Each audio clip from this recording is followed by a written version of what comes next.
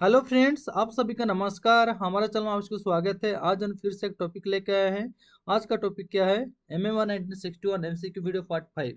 आप सभी को पता है हमने पार्ट 1 से लेकर पार्ट 4 तक हमने कंप्लीट कर चुके हैं। आज हम पार्ट 5 को डिस्कस करेंगे। काफ़ी दिनों के बाद हम ये टॉपिक को फिर अपलोड कर रहे हैं, क्योंकि हमारा जो ऑनलाइन क्लास कंटिन्यूसली चल रहा है, इसी के वजह से थोड़ा अपलोड करने में लेट हो जा रहा है। और मैं एक इन्फॉर्मेशन देना चाहूँगा, हमारा जो ऑनलाइन क्लास फिर से 1 तारीख से चालू होने वाला है। अगर आप लोग इंटरेस्टेड है तो हमारे क्लास में आप लोग ज्वाइन कर सकते हैं, ठीक है।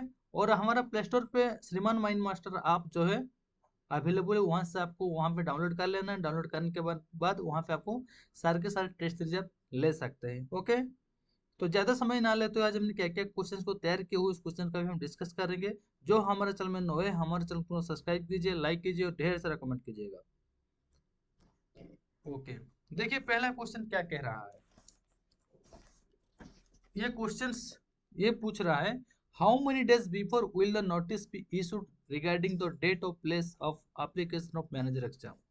क्वेश्चन क्या पूछ रहा है? क्वेश्चन ये पूछ रहा है, जब माइनिंग मैनेजर, ठीक है, जो माइंस मैनेजर का एग्जाम होता है, एग्जाम के रिगार्डिंग कितने तारीख को होगा, कहाँ पर होगा, इसका जो नोटिस निकाला जाता है, इस नोटिस कितने दिन पहले निकाला जाएगा।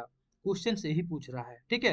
तो इसका आंसर क्या होगा? इसका आंसर ऑप्शन ई होगा, जो कि 60 डेज पहले नोटिस आएगा कि इतना तारीख को माइनिंग मैनेजर का एग्जाम है, इतना तारीख को है, इस जगह पर है, ठीक है।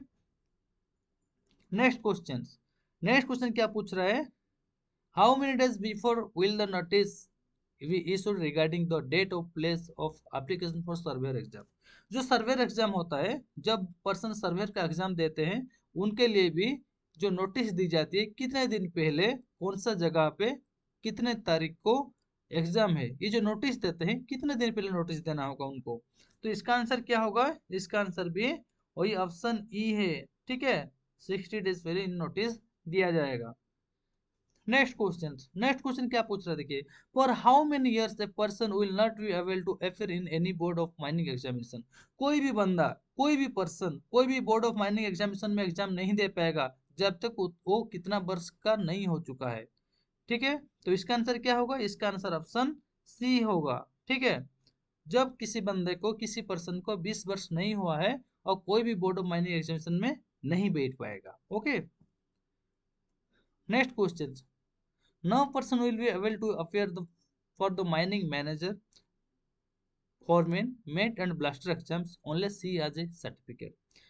ये क्वेश्चन क्या पूछ रहा है? ये क्वेश्चन यही पूछ रहा है, कोई भी पर्सन जो कि चाहे मैनेजर का एग्जाम देने वाला हो, चाहे फॉरमैन का एग्जाम देगा, चाहे ब्लास्टर का, कोई भी एग्जाम जब देगा, तब उनके पास नीचे जो दिया गया है, इनमें से कौन सा सर्टिफिकेट नहीं होने से वो एग्जाम नहीं दे पाएगा, ठीक है।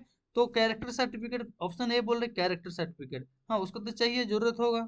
उसके बाद 10th सर्टिफिकेट, मैट्रिक सर्टिफिकेट तो होना ही होना है। उसके बाद क्या? फास्ट एड की जरूरत है, और एक्सपीरियंस सर्टिफिकेट भी जरूरत है, ठीक है। तो इसका आंसर क्या होगा? ये सब के सब, ऑल ऑफ द, ये सारे एक्सपीरियंस इन ये एक सर्टिफिकेट जो है उनको चाहिए कोई भी एग्जाम देने के लिए, चाहे मेट का हो, चाहे ब्लास्टर का, चाहे फॉरमैन का, चाहे मैनेजर का, कोई भी जब एग्जाम देंगे उनके पास ये सर्टिफिकेट होना चाहिए, ओके। इस तरह का क्वेश्चन जो है ना आपको घुमा घुमा के पूछ सकता है। नेक्स्ट क्वेश्चन क्या पूछ रहे हैं, देखिए, which certificate is count in the exam for age information. इनमें से कौन सा सर्टिफिकेट को जो एज का लिए मतलब काउंट किया जाएगा, कौन सा सर्टिफिकेटों को एज के लिए इंफॉर्मेशन काउंट की जाती है। कोई भी एग्जाम के लिए जो आपका सर्टिफिकेट होता है, ये आपका जो डेट ऑफ बर्थ देखा जाता है, कौन सा सर्टिफिकेट को देखा जाएगा। क्वेश्चन यही पूछ रहा है, ठीक है। जो बोर्ड ऑफ माइनिंग एग्जामिनेशन होता है, उनमें से कौन सा सर्टिफिकेट को एज का इंफॉर्मेशन जानने के लिए उस सर्टिफिकेट को जांच की जाएगी। तो आंसर क्या है? आंसर ऑप्शन बी, जो कि 10th का सर्टिफिकेट जो है ना, वही होगा आंसर, ओके। उसी को जांच की जाएगी एज का इन्फॉर्मेशन जानने के लिए। नेक्स्ट क्वेश्चन क्या पूछ रहे हैं, देखिए, what is the age required to take the mining mate exam. किसी भी एक पर्सन जो कि माइनिंग मेट एग्जाम देना चाहते हैं, उनको कितने वर्ष उनको होना चाहिए, तब तो जाके वो माइनिंग मेट का एग्जाम में बैठ पाएंगे, नहीं माइनिंग एग्जाम दे सकते हैं। तो उसका आंसर क्या होगा?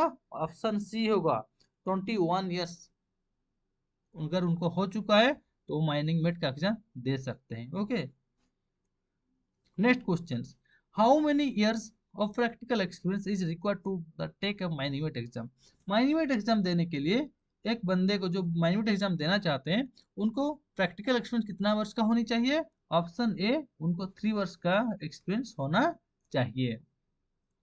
नेक्स्ट क्वेश्चन क्या पूछ रहा है, देखिए, how many years of practical experience is required to appear for the first class manager exam from mining mate. जब कोई बंदा क्या है, माइनिंग मेट से अगर मैनेजर बनना चाहेगा, ठीक है, फर्स्ट क्लास मैनेजर चाहे सेकंड क्लास मैनेजर बनना चाहेगा, तब उस केस में उनका प्रैक्टिकल एक्सपीरियंस कितना होनी चाहिए? ठीक है, तो इसका आंसर क्या होगा? ऑप्शन जो कि फर्स्ट क्लास, सेकंड क्लास के लिए कितना वर्ष होना चाहिए? 5 इयर्स का एक्सपीरियंस आपको चाहिए। ठीक है, ये क्वेश्चन जो था ना, इस सेकंड क्लास के लिए आया हुआ था। ठीक है, तो टाइपिंग मिस्टेक क्या है, सेकंड क्लास होना चाहिए। ठीक है, सेकंड क्लास मैनेजर का एग्जाम मैनेजमेंट को कितने वर्ष होने के बाद, प्रैक्टिकल एक्सपीरियंस होने के बाद वो first class second class manager का एग्जाम दे सकता है। इस क्वेश्चन को फिर से हम दोहरा देते हैं, जो टाइपिंग का है इसमें क्वेश्चन सेकंड क्लास के लिए पूछा है। ठीक है, क्वेश्चन सही है, जब कोई बंदा माइनिंग मेट से सेकंड क्लास मैनेजर का एग्जाम देना चाहेगा, तब उनको कितना वर्ष का एक्सपीरियंस चाहिए? तो इसका आंसर क्या होगा? 5 ईयर उनको एक्सपीरियंस चाहिए। आप सोचते होंगे कि सेकंड क्लास का मैनेजर पूछा है, फर्स्ट क्लास के मैनेजर के लिए, फर्स्ट क्लास मैनेजर एग्जाम कितना वर्ष का एक्सपीरियंस चाहिए? वो जब हम आगे जाएंगे, हम क्योंकि हम सभी रेगुलेशन को एक के बाद एक हम लेके जा रहे हैं, तो इसका आंसर जो ये क्वेश्चन जो ना आगे आएगा, इसीलिए मैं इसको अभी सेकंड क्लास कर दिया हूँ। ठीक है, नेक्स्ट क्वेश्चन क्या पूछ रहे हैं, देखिए, no person can become a mine No person can become a manager, surveyor or foreman if he has not passed +2 and has a mining diploma। ठीक है, कोई भी बंदा जब कोई +2 यानी इंटर पास नहीं किया हो, यानी माइनिंग डिप्लोमा जब नहीं किया है, तब वो ना ही सर्वेयर बन सकता है, ना ही मैनेजर बन सकता है, ना ही फोरमैन बन सकता है। यह क्या सही है? आंसर ये हाँ सही है। जब कोई बंदा अगर इंटर नहीं पास किया हुआ है, अगर माइनिंग मेट भी वो बना है, तो माइनिंग मेट के बाद वो मैनेजर हो चाहे फॉरमैन हो, सर्वेयर हो, कोई एग्जाम नहीं दे सकता जब वो +2 नहीं कंप्लीट किया है। और जब कोई बंदा माइनिंग डिप्लोमा नहीं कर चुका हो, नहीं कर लिया, तब ना ही वो मैनेजर बन सकता है, ना ही सर्वेयर बन सकता है, ना ही फॉरमैन बन सकता है। ठीक है, तो ये इसका आंसर क्या होगा? इसका आंसर ऑप्शन ए जो कि सही है। नेक्स्ट क्वेश्चन क्या बोला, देखिए, when was it implement that if a person does not have +2 and mining diploma then can not become a manager, surveyor and foreman. Previous question क्या था? प्रीवियस क्वेश्चन ये था कि जब कोई बंदा +2 और डिप्लोमा नहीं कर चुका है, ना ही वो मैनेजर बन पाएगा, ना ही सर्वेयर बनेगा, ना ही फॉरमैन बनेगा। ये कब लागू हुआ है? क्वेश्चन ये पूछ रहा है, ये कब इंप्लीमेंट हुआ है, ये कब लागू हुआ है? तो इसका आंसर क्या होगा? इसका आंसर ऑप्शन ए होगा। ठीक है, 31 दिसंबर 1966 में लागू हुआ है। ठीक है, next question, the experience required for giving manager exam in open cast mine, the board will not accept the experience of less than dash people working in that mine। ये क्या बोल रहा है? जब कोई बंदा मैनेजर का एग्जाम देना चाहता है, जब कोई बंदा क्या है, मैनेजर का एग्जाम देना चाहता है, कौन सा माइंस में? ओपन कास्ट माइंस में। ओपन कास्ट माइंस में कोई बंदा जो फर्स्ट क्लास यानी सेकंड क्लास मैनेजर का एग्जाम देना चाहेगा, तब उस केस में वो जिस माइंस में कार्य कर रहे होंगे, उस माइंस में कितने पीपुल काम करने पर ही उसका एक्सपीरियंस को बोर्ड एक्सेप्ट करेगा। क्वेश्चन यही पूछ रहा है। ठीक है, तो इसका आंसर क्या होगा? इसका आंसर जो है ऑप्शन ई होगा। ठीक है, 160 पीपुल उस माइंस में काम करना ही होगा। नेक्स्ट क्वेश्चन क्या पूछ रहे, देखिए, when A blaster and a mate join in a mine, then their certificate will be submitted to the manager of the mine. It will be kept in the office of the mine. When they leave the job, then it will be written. This is described how many number of regulation। ये question क्या पूछ रहे थे? Question किसे घुमा क्यों पूछेगा? पहले क्वेश्चन ये बोल रहा है, जब कोई ब्लास्टर हो, कोई मेट हो, किसी भी एक माइंस में ज्वाइन करते हैं, ज्वाइन करने के बाद क्या करेंगे? उनका जो सर्टिफिकेट होता है, क्या सर्टिफिकेट होता है? ब्लास्टर का सर्टिफिकेट और मेट का सर्टिफिकेट सबमिट करेंगे। कहां पर? जिस माइंस में ज्वाइनिंग करने के लिए जाते हैं, उस माइंस का मैनेजर को वो सबमिट करेंगे। सबमिट करने के बाद क्या किया जाए? उनका सर्टिफिकेट को माइंस का ऑफिस में रखा जाएगा। जब रखा जाएगा तो मैनेजर क्या करेंगे कि उनको रसीद देंगे, ठीक है। और जब से छोड़ देंगे, जब उनका नौकरी खत्म हो जाएगा किसी भी कारण की वजह से वो उस जॉब को छोड़ देते हैं, तब उस केस में वो रसीद उनको दिखाना है और उनका सर्टिफिकेट को रिटर्न कर दिया जाएगा। तो ये जो वर्णित किया गया है, ये कितने नंबर रेगुलेशन पे वर्णित किया गया है, क्वेश्चन यही पूछ रहा है। इस तरह का क्वेश्चन आपका 100% आएगा ही आएगा, ठीक है। तो इसका आंसर क्या होगा? इसका आंसर ऑप्शन ई होगा, जो कि रेगुलेशन नंबर 27 पे वर्णित की गई है। Okay, next question, how many years is the validity of mining met certificate? जो माइनिंग मेट का सर्टिफिकेट होता है उसका जो वैलिडिटी रहता है, कितने वर्ष तक उसका वैलिडिटी रहता है, क्वेश्चन यही पूछ रहा है। तो इसका आंसर ऑप्शन सी होगा, जो कि 5 इयर्स तक उसका वैलिडिटी रहेगा। हर 5 इयर्स में एक बार उसको आपको रिन्यूअल करना होगा, ठीक है।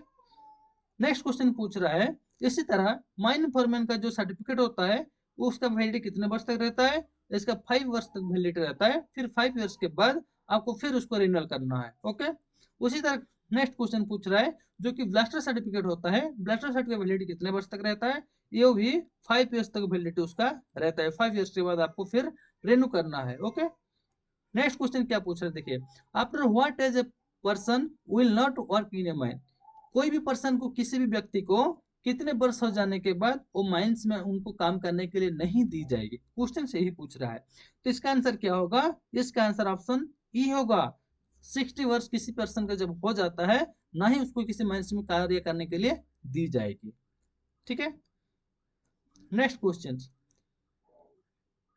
नेक्स्ट क्वेश्चन क्या पूछ रहा है देखिए, no person shall work in a mine after attending the age of 60 years, this is maintain in which number of regulations? ये क्वेश्चन क्या पूछ रहे हैं, जो कि किसी व्यक्ति को, कोई भी पर्सन को जब 60 इयर्स हो जाता है तब उनको माइंस में कार्य करने के लिए नहीं दी जाएगी, ये रेगुलेशन नंबर कितने पे वर्णित किया गया है, ये पूछ रहा है, ठीक है। तो इसका आंसर क्या होगा? इसका आंसर ऑप्शन ई होगा, जो कि रेगुलेशन नंबर 31 पे वर्णित क्या है, ठीक है। आप लोग सोचते होंगे सर कोई भी जो मेट हो चाहे फॉरमैन हो, जब 60 ईयर्स हो जाता है उसके बाद भी तक नौकरी करता है। ऐसा क्वेश्चन, ये जो टॉपिक है ना, हम आगे जाके पढ़ेंगे किस बेसिस पे उनको दी जाती है, हर ईयर उनको पीएमई करना चाहिए या कोई जो भी डिस्कस होगा ना आगे, जब हम लोग क्वेश्चंस बनाते जाएंगे और आगे हम लोग ये सभी सभी मेन मेन पॉइंट को हम लोग डिस्कस करते जाएंगे। थैंक थैंक यू दोस्तों, आज का टॉपिक हम यहीं पे समाप्त करते हैं। इस ये वीडियो अगर आपको अच्छा लगा हो तो आप हमें प्लीज कमेंट बॉक्स में जरूर बताइए, और हमारे चैनल को जो सब्सक्राइब नहीं किए हैं तुरंत सब्सक्राइब कीजिए, लाइक कीजिए, ढेर सारा कमेंट कीजिए। और एक इन्फॉर्मेशन देना चाहूंगा, जो कि हमारा क्लासेस जो है 1 तारीख से स्टार्ट होने वाला है। आप हमें, अगर आपको ज्वाइन करना है इस क्लास में, तो आप हमें प्लीज कॉन्टैक्ट करें। धन्यवाद।